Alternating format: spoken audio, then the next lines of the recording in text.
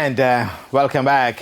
Here now is your lunchtime sports. Jamaica's World Under-20 bronze medalist Roshawn Clarke has described winning the Austin Seeley Award for Best Performer at the just concluded CARIFTA Track and Field Championships in the Bahamas as a surprise.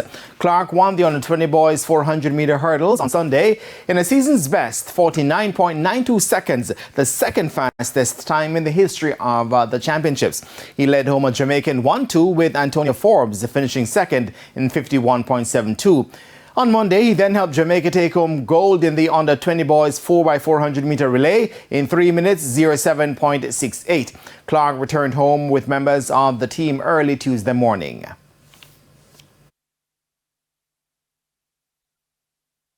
It's a great feeling to have that achievement right now. Man, I still don't believe it, say I win this, but yeah. I don't have much words to say about this because I'm still in a shock, you know. Jamaica once again dominated the championship, amassing 78 medals overall, including 40 gold.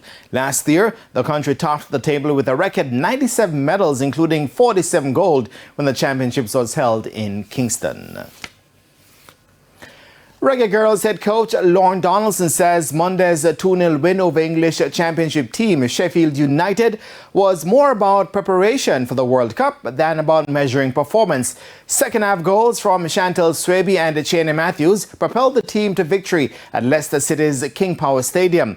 Donaldson reflected on the performance of the team, which was missing several players due to logistical issues. There's a lot of stuff that happens in this camp, you know, mentally and physically. And obviously, the first half wasn't great. The second half, we were a little bit better. You know, got the goals we needed.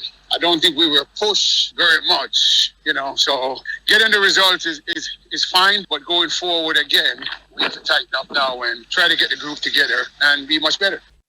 Now, there were fears that the clash on Monday would be the last for the Reggae Girlz ahead of the World Cup, but those have been allayed, according to Donaldson. We got to talk to a couple countries because we're trying to get a couple matches in June. If not one, because our send-off game is going to be planned for June. So yes, so there should be one right in June, and we're trying to get another one before the send-off game. So we're trying to get 2 matches.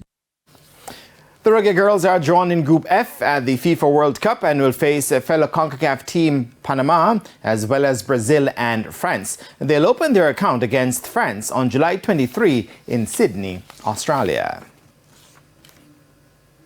Back home, Cavalier are the new leaders of the Jamaica Premier League standings after a 1-0 win over 5th-placed Humble Lion in the opening match of a doubleheader at the Ashenheim Stadium on Monday. Colin Anderson, with his 15th goal of the season, netted the winner in the 27th minute. The win means Cavalier have joined Arnett Gardens on 43 points, but lead by way of a better goal difference. Meanwhile, 12th placed Very United blanked bottom-placed Chapelton Maroons 4-0 in the second match of the doubleheader. Now, there were several events at the GC Foster Track and Field Classics in March, which had to be run under light. Now, the aim for the next year is to get the competition on a later schedule for better running conditions, and at least one noted track and field coach approves the idea. Athletics director at GC Foster College, Chester McCarthy, explains the plans in the works. I've already installed the lighting poles, new lighting poles, and we're looking to get assistance with installing new lights. So if that becomes a reality early out in the year, I can certainly guarantee you that we probably will be starting a little bit later and going into the night where we have the cooler conditions, better conditions for running good times. Coach at MVP, Paul Francis, welcomes the idea. There tends to be varying and unpredictable wind conditions during the day. And as you can see, the conditions are fairly decent now for good sprinting. So that is not a bad idea at all. It should help the sport considerably. Francis says that the evening into the night provides ideal running conditions for coaches and their athletes. What athletes look forward to and their coaches is to have athletes competing under conditions where they can evaluate their progress at a given time. And having good conditions, such as we have now, would go a far way in accentuating this. And that's where we leave the track for now. And I am Jermaine Brown. Shamela, back to you. Thank you, Jermaine. And that's the Midday News. I'm Shamela Pullen.